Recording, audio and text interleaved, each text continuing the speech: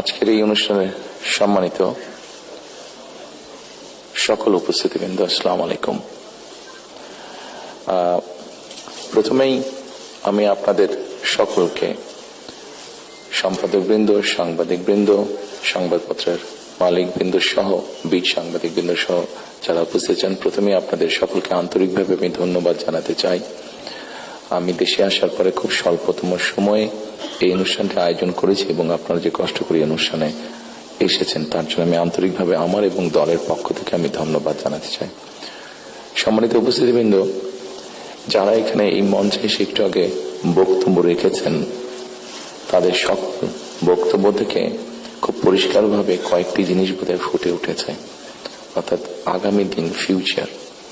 এবং ফিউচারটাকে যদি আমরা 2-3 ভাগে ভাগ করি তাহলে একটি দেখতে পাচ্ছি, সেটি ব্যক্তি হিসাবেই হোক অথবা একজন সংবাদ কর্মী হিসাবেই হোক, আপনার স্বাধীনতা, আপনার নিরাপত্তা। আমরা আরেকটি জিনিস মনে হয় আমার চোখে যেটা পড়েছে যারা বক্তব্য রেখেছেন, সেটি হচ্ছে যে গণতান্ত্রিক বা রাজনৈতিক যে অধিকারটি মানুষের, আপনার, আমার, আমাদের সকলের, সেটির ব্যাপারে একটা কনসার্ন সকলে এক্সপ্রেস করেছেন। এবং খুব সম্ভবত একজন বক্তাই এখানে একটি কথা বলেছেন, সেটি হচ্ছে যে আগামী দিন, ফিউচারটা কেমন হবে। আমি দেশে অনেকদিন থাকতে পারিনি, কি কারণে সে প্রসঙ্গে গেলাম না, আপনাদের কম বেশি ধারণা আছে। তবে সারাক্ষণই দেশের সাথে আমার যোগাযোগ ছিল। দেশের মানুষের সাথে কি হয়েছে, এখানে মাহমুদুর রহমান সাহেব বলেছেন একটি উদাহরণ দিয়ে, ওনার প্রতি পূর্ণ সম্মান রেখে আমি বলতে চাইছি, ওনার সাথে ওনার রক্তমাখা ছবি এখনো আমার চোখের সামনে ভাসে। কাজেই ওনার সাথে কি হয়েছে আমি যেমন জানি, রুহুল আমিন গাজী সাহেবের সাথে কি হয়েছে, যেভাবে উনি মৃত্যুবরণ করেছেন জেলের মধ্যে, সেটি আমি জানি। এবং সবচেয়ে বড় বিষয় হচ্ছে আমার 60 লক্ষ নেতাকর্মী, এবং তার থেকে আরেকটি হৃদয় বিদারক আমার জন্য হচ্ছে, সেটি হচ্ছে আমার মায়ের সাথে কি হয়েছে। কাজে এই ঘটনাগুলো যদি আমরা সকলে এসবগুলোকে এক করি, তাহলে যারা দেশে ছিলেন আপনারা, তারা অবশ্যই আমার থেকে একটু বেটার ভালো জানবেন। তবে আমি একদম যে জানি না বোধহয় বিষয়টি তা নয়, আমার একটি ধারণা আছে। সম্মানিত উপস্থিতিবৃন্দ, যে কথাগুলো প্রায় সকলেই বলে গিয়েছেন, এই কথাগুলো যদি আমরা আলোচনা করাই যাবে অনেকক্ষণ ধরে। আপনারা আপনাদের মূল্যবান সময় ব্যয় করে এখানে এসেছেন। আমি এই কথাগুলোর মধ্যে থেকে একটু সরে এসে কিছু কথা বলতে চাই। আমাদের সমস্যা ছিল, আমাদের সমস্যা আছে। অবশ্যই আমরা 5ই আগস্টের আগে ফিরে যেতে চাই না। আমি আমার অবস্থান থেকে যদি চিন্তা করি, আমার এক পাশে 1981 সালের একটি জানাজা, একই সাথে আমার এক পাশে 2025 সালের 31 ডিসেম্বর একটি জানাজা, আর আমার আরেক পাশে 2024 সালের 5ই আগস্টের একটি ঘটনা। কাজে আমার মনে হয় এটি শুধু বোধহয় আমার একার জন্য নয়, যারা আমার দলের নেতা কর্মী সদস্য এবং সামগ্রিকভাবে পুরো দেশের মানুষের সামনে বোধহয় এই দুটি উদাহরণ বোধহয় সবচাইতে বাদ বিবেচনা করার জন্য সবচাইতে ভালো উদাহরণ, যে আসলে 5ই আগস্টে ফিরে যাওয়ার কোনোই কারণ নেই আমাদের। প্রিয় উপস্থিতিবৃন্দ, হিংসা, প্রতিশোধ, প্রতিহিংসা একটি মানুষ, একটি দল বা যেভাবে আমরা বিবেচনা করি, তার পরিণতি কি হতে পারে আমরা দেখেছি 5ই আগস্ট। এবং আমি সেজন্যই সকলকে অনুরোধ করব, দলমত নির্বিশেষে আমাদের মধ্যে মত পার্থক্য থাকবে, কিন্তু আমরা যদি চেষ্টা করি তাহলে সেই মত পার্থক্যের মধ্যে রেখে আলোচনার মাধ্যমে সেটি অনেক সমস্যার সমাধান হয়তো আমরা বের করে আনতে সক্ষম হব। কিন্তু কোনোভাবেই সেটি যাতে মত বিভেদের পর্যায়ে চলে না যায়, মত বিভেদ হলে জাতিকে বিভক্ত করে ফেললে কি হতে পারে আমরা দেখেছি। আজকে সেই জন্য অনেকের মুখে অনেক হতাশার কথা আমরা শুনি, কিন্তু তারপরেও আশার কথা হচ্ছে যে তাদের কাছে ভবিষ্যতের চিন্তাও আছে, ভবিষ্যতের পরিকল্পনা আছে। এখানে একজন বক্তা বলেছেন, পানির কথা বলেছেন, ওনার সাথে আমার কিছুদিন আগে কথা ছিল, ওনার সামনে আমি আরো বিষয় তুলে ধরেছি। আমার দেশে ফিরে আসার পরে আমি যে কবার আমার বাইরে যাওয়ার একটু বেশি সুযোগ হয়েছে, আমি সাভারে গিয়েছিলাম, আরো কয়েকটি জায়গায় গিয়েছিলাম।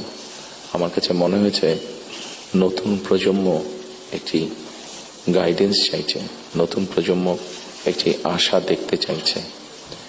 শুধু নতুন প্রজন্ম না, আমার কাছে মনে হয়েছে প্রত্যেকটি প্রজন্মই মনে হয় কিছু একটি গাইডেন্স চাইছে। আমরা যারা রাজনীতিবিদ করি আমাদের কাছে হয়তো অনেক প্রত্যাশা, সকল প্রত্যাশা হয়তো বা পূরণ করা সম্ভব নয়, কিন্তু আমরা রাজনীতিবিদরা যদি 1971 সাল, 1990 সাল, 2004-এর 24 সালের 5ই আগস্ট এই সবগুলোকে আমাদের সামনে রেখে আমরা যদি দেশের স্বাধীনতা, দেশের সার্বভৌমত্বের জন্য কাজ করি, তাহলে নিশ্চয়ই আমার কাছে মনে হয় একজন রাজনৈতিক কর্মী হিসাবে আমি দৃঢ়ভাবে বিশ্বাস করি আমরা জাতিকে একটি সঠিক ডাইরেকশনে নিয়ে যেতে সক্ষম হব। আমি জানি না এটা কতটুকু রিলেটেড, একটি ছোট্ট ঘটনা আপনাদের সামনে তুলে ধরতে চাই। আমাকে চিকিৎসার জন্য এই দেশ থেকে 2008 সালে চলে যেতে হয়েছিল যুক্তরাজ্যে। 2008 সালে যাওয়ার পরে 2010 সালে সেখানে প্রথম একটি নির্বাচন আমি দেখেছিলাম। তো যেহেতু সেটি নির্বাচন ছিল, স্বাভাবিকভাবে রাজনৈতিক কর্মী হিসাবে আমার একটা ইন্টারেস্ট ছিল। টিভির সামনে বসে আমি ডিবেট দেখছিলাম। সেখানে দুজন নেতার মধ্যে, দুটি মেইন দলের নেতার মধ্যে, লেবার এবং কনজারভেটিভ, অনেকদিন ধরে লেবার ছিল, 2010 সালে নির্বাচনে কনজারভেটিভ আসে। তো দুই দলের দুই নেতার মধ্যে একটি আলোচনা হচ্ছিল। খুব দুঃখজনক হলো, বাংলাদেশ বাদে দিলাম, শুধু ঢাকা শহরের মধ্যেই কোনো অ্যাম্বুলেন্স সার্ভিস নেই। গত 54-55 বছরে আমরা মানুষের চিকিৎসা সেবার জন্য অ্যাম্বুলেন্স সার্ভিস গড়ে তুলতে সক্ষম হইনি। এটি খুবই দুঃখজনক ব্যাপার। তো এই অ্যাম্বুলেন্স সার্ভিস নিয়ে দুই নেতার মধ্যে তখন কথা হচ্ছিল। খুব সম্ভবত তখন যতটুকু আমার মনে আছে, তখন এমার্জেন্সির জন্য অ্যাম্বুলেন্স সার্ভিস কল করলে 20 মিনিটের মতন সময় লাগতো আসতে অ্যাম্বুলেন্সের। একজন বলছে 20 মিনিট লাগে, এটাকে আমরা 19 মিনিট করবো। আরেকজন বলছিল যুক্তি তর্ক দিয়ে যে 20 মিনিট লাগে, এটাকে আমরা 15 মিনিটে নিয়ে আসবো। অর্থাৎ একজন 1 মিনিট কমাচ্ছে, একজন 5 মিনিট কমাচ্ছে। এই কাজটি তারা তাদের জনগণের জন্যই করতে চাইছে। আমার মনে হয় এখানে যেটা একটু আগে মাহফুজ আলম সাহেব যে পানির কথাটি বললেন, খুব সঠিকভাবে বলেছেন।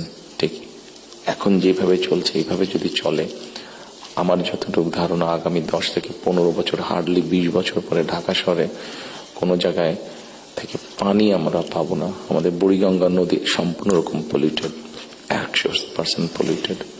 শীতলক্ষা নদী 50%-এর মতন পলিউটেড। এখন মেঘনা নদী থেকে পানি আনার চেষ্টা করা হচ্ছে, আসছে বোধ একটা প্রজেক্ট কাজ হচ্ছে, কিন্তু এটার পানি আগামী 10 থেকে 15 বছর মধ্যে পলিউটেড হয়ে যাবে। ঢাকা শহরে যে 3.5 কোটি মানুষের মতন মানুষ বাস করছে, এদের কেউ পানি পাবে না। পানির অপর নাম জীবন।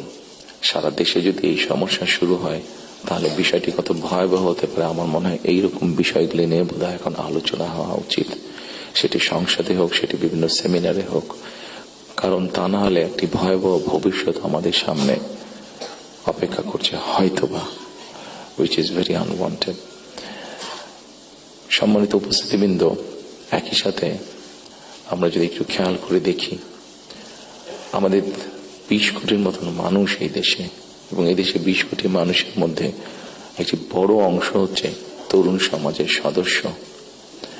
এই তরুণ সমাজের সদস্যদেরকে বিভিন্ন ভাবে আমাদেরকে উপায় বের করতে হবে কিভাবে তাদের কর্মসংস্থানের ব্যবস্থা হয়, সেটি দেশের ভিতরে হোক, সেটি দেশের বাইরে হোক। আমরা যদি এটি সক্ষম না হই এই কাজটি করতে, তাহলে আমরা 5ই আগস্ট বলি, 90-এর আন্দোলন বলি, 1971 সালের স্বাধীনতা যুদ্ধ বলি, আমাদের মনে হয় খুব সম্ভবত প্রত্যেকটি প্রত্যাশা ধ্বংস হয়ে যাবে। এখানে একজন সংবাদকর্মী, নারী সংবাদকর্মী, নারীর নিরাপত্তা বা নিরাপত্তা নিয়ে কথা বলেছেন উনি। আমরা মনে করি নিরাপত্তা শুধু নারীর না, নারী পুরুষ উভয়ের ক্ষেত্রে হওয়া উচিত। ছোট যদি একটি এক্সাম্পল দিই, খুব সম্ভবত বাংলাদেশে বছরে 7,000-এর মতন মানুষ, খুব সম্ভব গত বছর 7,000-এর মতন মানুষ রোড অ্যাক্সিডেন্টে মারা গিয়েছে। আমার কাছে বিষয়টি খুব অস্বাভাবিক লাগে। আমার ধারণা আপনারা যদি একটু চিন্তা করেন, আপনাদের প্রত্যেকের কাছে বিষয়টি অস্বাভাবিক লাগবে, কিন্তু ঘটনাটি ঘটছে, কোনো বছর বেশি, কোনো বছর কম। এই অস্বাভাবিক ঘটনাটি কেন ঘটবে? একজন মানুষ রোড অ্যাক্সিডেন্টে অধিকাংশ ক্ষেত্রে যারা মারা যাচ্ছে, আমরা যদি তাদের সামাজিক স্ট্যাটাসটা দেখি, খুব যে অবস্থাপন্ন লোক যারা আর্থিকভাবে সচ্ছল তারা যে মারা যাচ্ছেন তা না, কিন্তু যে মানুষগুলো মারা যাচ্ছে সেই মানুষরা হয়তো বা তাদের ফ্যামিলির অনলি আর্নিং সোর্স। মারা যাওয়ার পরে সেই ফ্যামিলিটির কি হচ্ছে, অথবা লোকটি যদি পঙ্গু হয়ে যায়, মানুষটি যদি পঙ্গু হয়ে যায়, তাহলে তার ফ্যামিলির উপরে কি হচ্ছে, এই বিষয়টি বোধহয় আমাদেরকে নজরে আনা উচিত। এরকম অনেকগুলো বিষয় আছে যে বিষয়গুলো আমার মনে হয় রাজনৈতিক দলগুলোর মধ্যে চিন্তা ভাবনা হওয়া উচিত। এখানে শাইখ সিরাজ সাহেব বসে আছেন, ওনার একটি বিখ্যাত প্রোগ্রাম আছে কৃষি সংক্রান্ত। আমাদের দেশে কৃষকদের কি অবস্থা এখন, সেই বিষয়টি বোধহয় আমাদেরকে বিবেচনা করা উচিত। উনি ভালো বলতে পারবেন, আমার যতটুকু ধারণা আছে যে মানে সরাসরি জমিতে কৃষিকাজের সাথে জড়িত জমির মালিক এরকম কৃষকের সংখ্যা প্রবাবলি 1.5 কোটির মতন সারা বাংলাদেশে, 1,50,00,000-এর মতন। এর মধ্যেও ডিফারেন্ট ক্যাটাগরির কৃষক আছে। এই কৃষকদের বিভিন্ন অসহায়ত্বের নিউজ আপনাদের সংবাদপত্রে প্রকাশ হয়, বিভিন্ন সময় আপনাদের খবরেই প্রকাশিত হয়েছে, বিভিন্ন সময় সেটি ইলেকট্রনিক মিডিয়া হোক, সেটি মেইন মিডিয়া প্রিন্টেড মিডিয়াতেই হোক প্রকাশিত হয়েছে।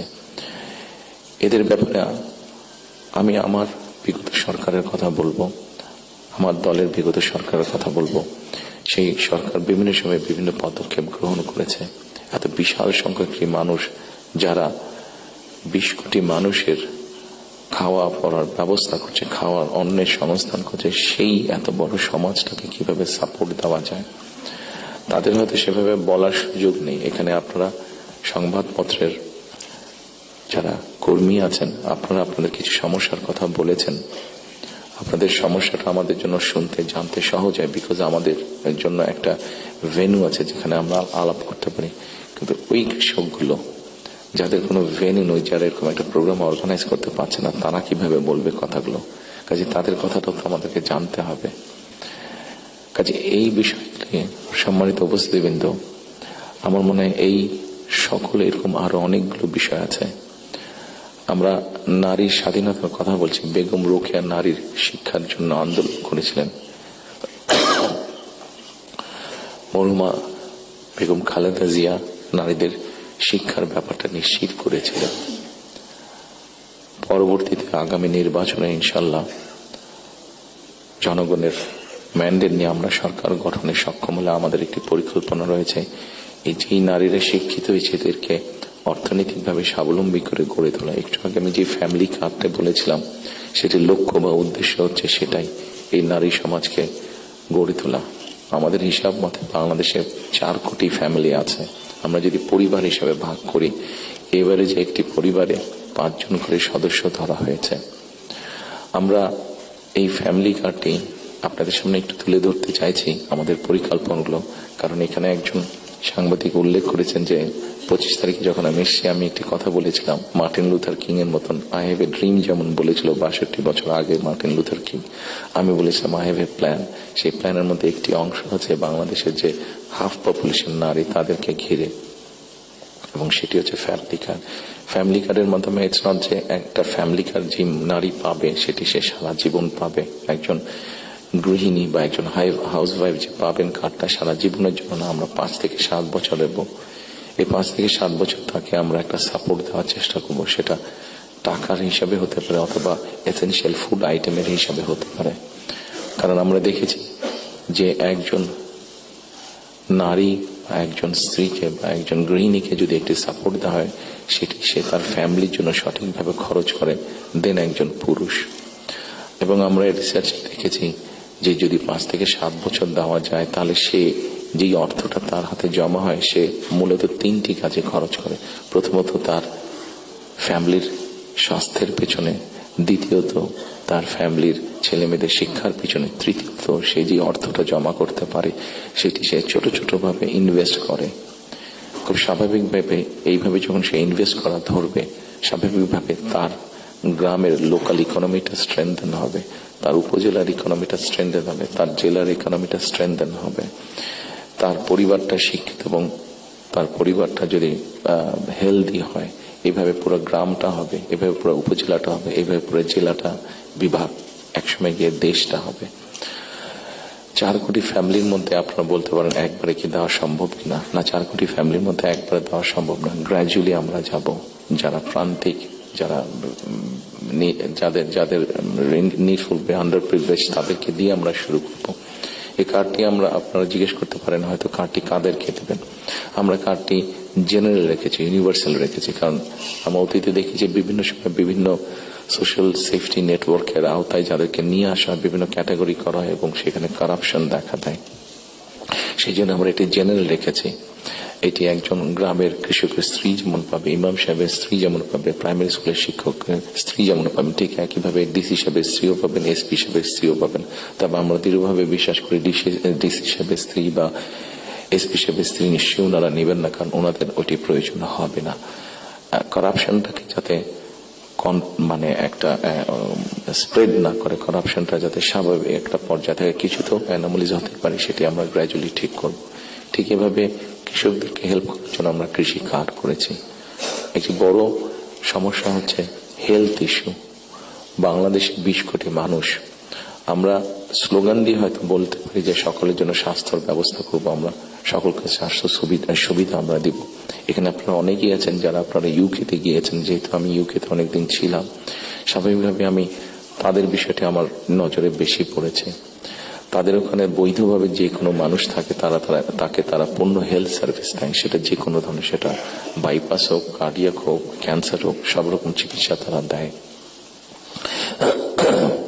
এখন আমরা কিন্তু এখন দেখা যাচ্ছে যে এই কাজটা করতে গিয়ে ইউকের মতন দেশগুলো, ইউরোপের যে ডেভেলপ দেশগুলো আছে, তারাও হিমশিম খাচ্ছে। তারা এখন যেটা চাচ্ছে সেটা হচ্ছে প্রিভেনশন। তারা হিসাব নিকাশ করেছে যে একজন মানুষ অসুস্থ হলে তাকে যদি হাসপাতালে নিয়ে আসা হয়, তাকে যদি ওষুধ দেওয়া হয়, ডাক্তার, নার্স, হসপিটালে বেড, সবকিছু, তাতে খরচ অনেক বেশি হয়। কিন্তু যদি প্রিভেনশন করা হয়, মানুষকে যদি সচেতন করা হয় যে এই খাবারগুলো খেও না, তাহলে তুমি কিডনি প্রবলেম হবে না, এই খাবারগুলো খেও না তাহলে তোমার হার্ট প্রবলেম হবে না, এই খাবারগুলো খেও না তাহলে তোমার ডায়াবেটিক হবে না। মানুষকে যদি এভাবে সচেতন করা যায় তাহলে দেখা গেছে তাতে রাষ্ট্রের খরচ অনেক কমে আসে, মানুষের সুস্থ থাকে। এবং এটার উপর বেস করে, যেহেতু ইউরোপে এই কাজটা চলছে, এটার উপরে বেস করে আমরা হেলথ কেয়ারার অ্যাপয়েন্ট করতে চাই। এবং এই হেলথ কেয়ারের অ্যাপয়েন্টের আরেকটি মূল লক্ষ্য উদ্দেশ্য হচ্ছে এরা যেরকম বেসিক ট্রেনিং পাওয়ার পরে গিয়ে মানুষকে সচেতন করবে, অ্যাট দ্য সেম টাইম সম্মানিত উপস্থিতিবৃন্দ, আরেকটি বিষয় বোধহয় আমাদের নজরে খুব আনা প্রয়োজন। একটি বিষয়, খুব ভয়াবহ পরিস্থিতি, মাহফুজ আলম সাহেব যেরকম পানির কথা বলেছেন, সেরকম আরেকটি ভয়াবহ পরিস্থিতি হচ্ছে যে আমাদের জনসংখ্যা যেভাবে বাড়ছে, আমরা যদি সৌদি আরব বা কুয়েতের সবগুলো তেল খনিও এখানে নিয়ে আসি, তাহলে হয়তো আমরা এই এত রিসোর্স দিয়ে আমরা এত মানুষকে সমস্যার সমাধান করতে পারবো না। সেই জন্য আমাদেরকে অবশ্যই পপুলেশন কন্ট্রোলে যেতে হবে, আমাদের দেশের জনসংখ্যাকে সীমাবদ্ধতার মধ্যে আনতে হবে। এবং সেই জন্য এই হেলথ কেয়ার যে নিয়োগ হবে, এই হেলথ কেয়ারের শতকরা 80 থেকে 85% আমরা 1 লক্ষের মতন আমাদের টার্গেট নিয়োগ করা। এই হেলথ কেয়ারের 80 থেকে 85% আমরা নারী কর্মীকে নিয়োগ করতে চাই, যাতে নারী কর্মীরা গিয়ে ঘরে ঘরে বোঝাতে সক্ষম হন যে কি জন্য প্রয়োজন হাইজিন মেনটেন করা এবং পরিবারকে সুস্থ রাখা, এট দ্য সেম টাইম পরিবারকে একটি রিজনেবল সাইজের মধ্যে রাখা, পরিবারের সদস্য সংখ্যা। ঠিক একইভাবে কৃষকের কথা আপনাদের সামনে বলেছি, যেই বিষয়টি আমি আপনাদের সামনে একটু আগে উল্লেখ করেছিলাম সম্মানিত উপস্থিতিবৃন্দ, সেটি হচ্ছে যে বিরাট এক তরুণ সমাজের সদস্য আমাদের আছেন। এই তরুণ সমাজের সদস্যদেরকে, সেটি গ্রামে হোক সেটি শহরে হোক, বিভিন্ন জনের বিভিন্ন কোয়ালিফিকেশন বা শিক্ষা ব্যাকগ্রাউন্ড আছে, সেটার উপরে বেস করে আমরা ভোকেশনাল টেকনোলজিক্যাল ইনস্টিটিউশনকে আমরা মডার্নাইজ করতে চাই। আমাদের ভোকেশনাল এবং টেকনোলজিক্যাল ইনস্টিটিউশন যেগুলো আছে সেগুলোর মধ্যে প্রায় 200-250 মতন সাবজেক্ট আছে যেগুলোর এত প্রয়োজন নেই আমাদের। আমরা এর মধ্যে কিছু কাজ করেছি, প্রাইমারি কাজ করেছি, যে নর্মালি যেসব দেশে আমাদের মানুষ যেতে পারবে বা পারে, যেমন তার একটা বড় অংশ হচ্ছে মিডল ইস্ট, সেখানে কি কি কাজের স্কোপ আছে আগামী 5 থেকে 10 বছর। একটি বড় মার্কেট হচ্ছে মানুষ যাবার জন্য, দেশ থেকে স্কিল শ্রমিক যাওয়ার মতন একটি বড় মার্কেট আস্তে আস্তে তৈরি হচ্ছে জাপানে, আস্তে আস্তে তৈরি হচ্ছে ইউরোপে, ইভেন চায়নাতেও তৈরি হচ্ছে। আমরা মোটামুটি ভাবে একটি অ্যানালাইসিস করে দেখি যে কি কি ধরনের মানুষ এখানে যেতে পারে, সেটার উপরে বেস করে আমরা আমাদের ভোকেশনাল ইনস্টিটিউটগুলোকে আমরা সেইভাবে মডার্নাইজ করতে চাইছি। আপনারা নিশ্চয়ই খেয়াল করেছেন, যেহেতু আপনারা সংবাদ কর্মী, আপনারা নিশ্চয়ই খেয়াল করেছেন গত কয়েকদিনে আমার সাথে বেশ কিছু বিদেশি ডিপ্লোমেট দেখা করেছেন। ওনাদের মধ্যে যে সকল দেশগুলো এই ভোকেশনাল এবং টেকনিক্যাল ইনস্টিটিউশনে ওনারা অনেক ডেভেলপ, তাদেরকে আমরা বলেছি যে আপনাদেরকে এই সহযোগিতা করতে হবে। ওনারা খুশি মনে আমাদেরকে বলেছেন যে ওনারা এই ব্যাপারে সহযোগিতা করবেন। আমরা যদি আমাদের ছেলেদেরকে, এই মুহূর্তে 8 থেকে 10 লক্ষ মানুষ প্রতি বছর বিদেশে যাচ্ছে, তার মধ্যে প্রায় 6.5-7 লক্ষ মানুষ মধ্যপ্রাচ্যে যাচ্ছে, কিন্তু আপনারা যদি খেয়াল করে দেখেন যে তারা যে যাচ্ছেন মধ্যপ্রাচ্যে, তারা কিন্তু আনস্কিল্ড হিসেবে যাচ্ছেন। তাদেরকে যদি আমরা কিছুটা ভাষা শিখিয়ে দিতে পারি এবং সেখানে যেই কাজগুলোতে তারা যাচ্ছেন সেগুলোর ব্যাপারে মিনিমাম ট্রেনিং দিয়ে দিতে পারি, তাহলে কিন্তু গিয়ে তারা ওখানে বেটার করতে সক্ষম হবেন। ঠিক এইভাবে যদি আমরা রিসার্চ করে যদি মার্কেটগুলোকে বের করতে পারি, তাহলে দেশের বাইরে আমরা বহু সংখ্যক অ্যাকাউন্ট, যে 8 থেকে 10 লাখ about 1 মিলিয়ন মানুষ বিদেশে যাচ্ছে, এটাকে খুব সহজে 2 থেকে 3 বছরের মধ্যে পসিবলি 1.5 to 2 মিলিয়ন করা যাবে। 15 থেকে 20 লক্ষ মানুষ করা যাবে। এবং 15 থেকে 20 লক্ষ মানুষ শুধু যাচ্ছেন না, তাদেরকে যদি ট্রেনিং এবং ল্যাঙ্গুয়েজ দিয়ে আমরা পাঠাতে পারি, তাহলে ভ্যালু অ্যাড হবে। এখন যদি কেউ $100 আর্ন করে মাসে, ইজিলি সেটা $300 নিয়ে আসতে পারবো। তাহলে বৈদেশিক মুদ্রার একটা বিশাল অংশ আমরা আনতে পারবো, যেটা দিয়ে আমরা কাজ করতে পারবো। আপনারা যেরকম বিভিন্ন বিষয়ে উল্লেখ করেছেন, বিভিন্ন দাবি দেওয়ার, সেই জিনিসগুলো আমরা পূরণ করতে পারবো। আমরা একটি জিনিস বিবেচনা করছি এই মুহূর্তে। এখন যদি আমরা দেখি আমাদের বৈদেশিক মুদ্রা উপার্জনের রাস্তা মূলত দুটি, একটি হচ্ছে গার্মেন্টস এবং একটি হচ্ছে আমাদের রিমিটেন্স, যেটা প্রবাসীরা পাঠিয়ে থাকেন কষ্ট করে। এইটির সংখ্যাকে আমরা বাড়াতে চাচ্ছি। আমরা একটি চিন্তা ভাবনা করেছি, এর মধ্যে নিজেদের মধ্যে আমরা আলাপ করেছি যে কোনো উদ্যোক্তা যদি একটি ইন্ডাস্ট্রি বা ফ্যাক্টরি সেট করেন, যেটির শতকরা 100 ভাগ পণ্য বিদেশে রফতানি হবে।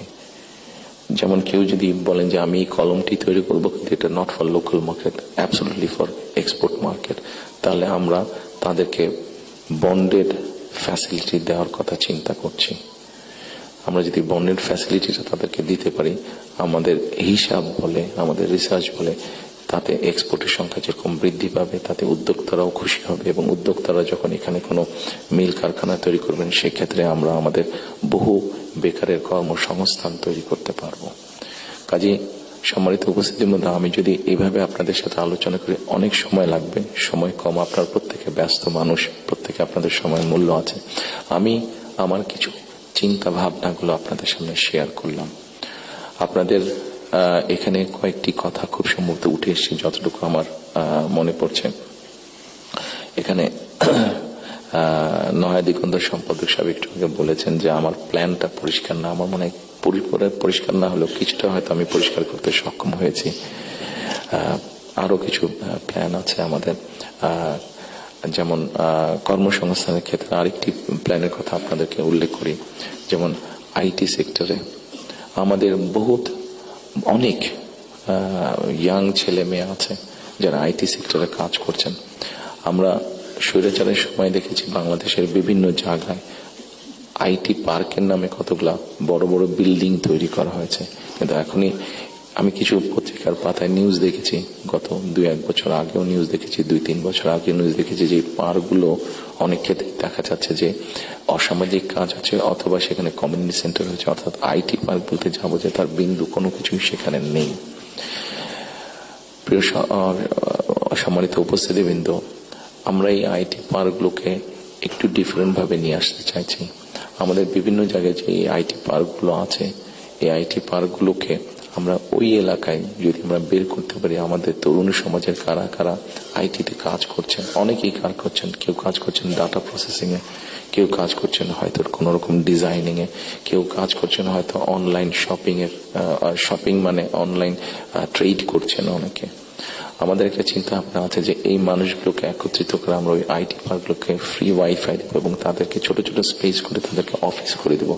এখন হয়তো তারা হলে যারা থাকছেন, যদি স্টুডেন্ট হয়ে থাকেন হলে বিছানার উপরে কাজ করছে, তাহলে মেসে থাকলে মেসের ওই ছোট্ট কোনায় কাজ করছে, অথবা বাসায় থাকলে হয়তো বিছানার উপরে বসে কাজ করছে, অথবা ছোট্ট একটা টেবিল চেয়ার নিয়ে কাজ করছে। কিন্তু আমরা যদি তাদেরকে একটা স্পেস করে দিতে পারি, তাহলে কিন্তু তারা তাদের বিজনেসটা অনেক ফ্লরিশ করতে পারবে এবং স্বাভাবিকভাবে তার বিজনেস যখন ফ্লরিশ হবে, সে তখন আরো হয়তো তার মতন আরো কয়েকজনকে একসাথে নিয়ে আরো একটু বড় কোম্পানি করবে।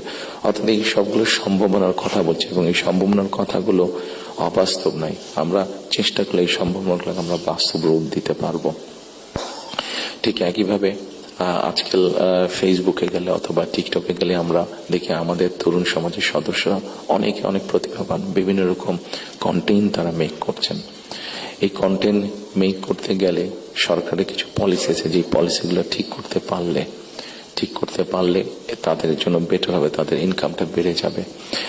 ইন্টারন্যাশনাল গেটওয়ে যে আছে, যেখানে কারেন্সি আসে বা যায়, এখানে কিছু সমস্যা আছে, পেপাল সহ এরকম যেগুলো আছে, আমরা এরই মধ্যে তাদের সাথে কথা বলেছি যে কিভাবে এই সমস্যাগুলো সমাধান করা যায়। অর্থাৎ যারা আমাদের অনলাইনে কাজ করবে বা কন্টেন্ট মেক করবে, এরা যে যাবে, এরা যে অ্যাড হবে, যে ইনকামটা তাতে আসবে, সেটা কিভাবে সহজে তাদের কাছে এসে পৌঁছতে পারে, এই ব্যাপারে আমরা তাদের সাথে মোটামুটি ভাবে আলাপ করেছি।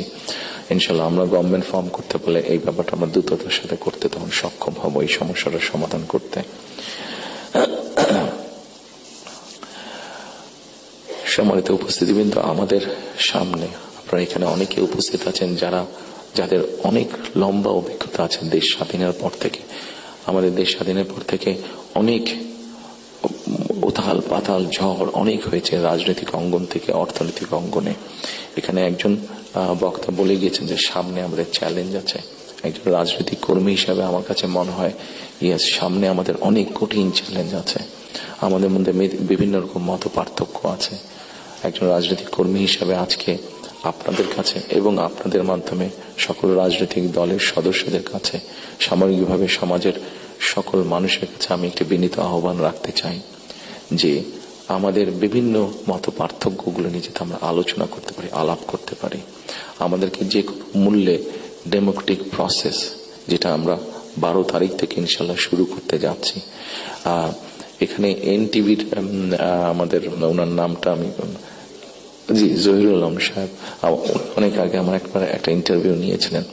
আমি ওনাকে খুব সম্ভবত ওনাকে বলেছিলাম, অথবা মতি ভাই এখানে উপস্থিত আছেন, মানব জীবনের মতি ভাই, খুব সম্ভব ওনার ইন্টারভিউতে আমি বলেছিলাম যে আমাদেরকে যে কোনো মূল্যে হোক ডেমোক্রেটিক প্রসেসটা চালু রাখতে হবে, আমাদের জবাবদিহিতাটা চালু রাখতে হবে যে কোনো মূল্যে।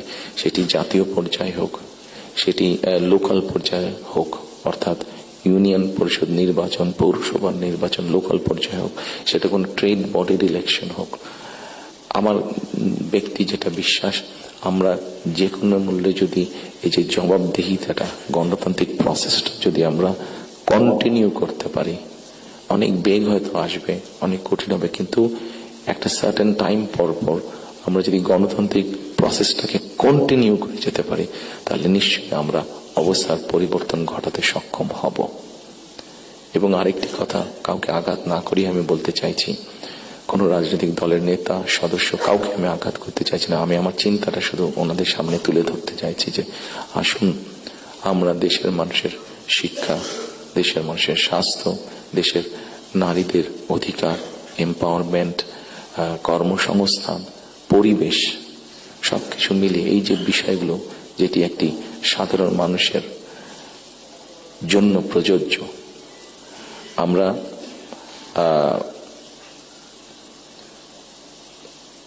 অনেক দিন ধরে আমরা শব্দটা কি আমাদের রিফর্ম, শব্দটা মনে করতে পারি, সংস্কার, রিফর্ম, যে বিষয়গুলি নিয়ে আমরা আলোচনা করেছি, আপনারা যদি একটু খেয়াল করে দেখেন, এই রিফর্মের আমার কাছে মনে হয়েছে যে তিনটি পার্ট আছে, একটি হচ্ছে সাংবিধানিক পার্ট, একটি হচ্ছে আইনগত পার্ট, এবং আরেকটি হচ্ছে মানুষের প্রতিদিনের জীবনযাত্রা, নিরাপত্তা, তাদের সিকিউরিটি সবকিছু নিয়ে একটি পার্ট আছে। আমরা সাংবিধানিক বিষয় নিয়ে আলোচনা করেছি, আইনগত বিষয় নিয়ে আলোচনা করেছি। আমার মনে হয় মানুষের প্রতিদিনকার প্রত্যেকটি মানুষ, সকল সমাজের প্রত্যেকটি শ্রেণী পেশার মানুষ, তাদের প্রতিদিনকার যে চাওয়া পাওয়াগুলা, প্রয়োজনগুলো, সেটা নিয়ে বোধহয় আমরা আলাপ আলোচনা একটু কম করেছি। আমার কাছে মনে হয় সেই বিষয়গুলি নিয়ে বোধহয় আলোচনা করা উচিত। সেই বিষয়গুলি নিয়ে বোধহয় প্রত্যেকটি রাজনৈতিক দলের আলোচনা করা উচিত। আমরা শুধু রাজনৈতিক বিষয় নিয়ে সেমিনার করছি, সিম্পোজিয়াম করছি, আলোচনা করছি, তর্ক বিতর্ক করছি। অবশ্যই ওগুলো প্রয়োজন আছে, কিন্তু অ্যাট দ্য সেম টাইম আমরা যদি মানুষের প্রতিদিনকার তার চিকিৎসা ব্যবস্থা কি হবে, তার কর্মসংস্থান কি হবে, তার পরিবারের সন্তানদের শিক্ষা ব্যবস্থা কি হবে, তার রাস্তায় বের হলে নিরাপদে সে ফিরে আসতে পারবে কিনা, এইরকম বিষয় যেগুলো আছে, এই বিষয়গুলো নিয়েও বোধহয় আমাদের আলোচনা আর একটু বেশি হওয়া উচিত। এই বিষয়গুলো নিয়ে বোধহয় আমাদের প্ল্যান প্রোগ্রাম আর একটু বেশি হওয়া উচিত। এই পলিসিগুলো নিয়ে বোধহয় আমাদের চিন্তা ভাবনা আর একটু বেশি হওয়া উচিত। সম্মানিত উপস্থিতিবৃন্দ, সামনে নির্বাচন। আমি একটি রাজনৈতিক দলের সদস্য। স্বাভাবিকভাবেই আমরা 22 তারিখ থেকে আমাদের সকল রকম পরিকল্পনা নিয়ে জনগণের সামনে যাব। আপনারা যারা আজকে কষ্ট করে আমাদের আমন্ত্রণে এখানে এসেছেন, আবারও আপনাদেরকে আমি আমার এবং আমার দলের পক্ষ থেকে আন্তরিক ধন্যবাদ জানাতে চাই। একই সাথে আমরা ইনশাল্লাহ দেশের মানুষের সমর্থন নিয়ে সরকার গঠনে সক্ষম হলে যাতে আপনাদের কাছ থেকে এমন ধরনের আলোচনা, সমালোচনা আমরা পাই যেটা আমাদেরকে সাহায্য করবে দেশকে সামনে এগিয়ে নিয়ে যেতে।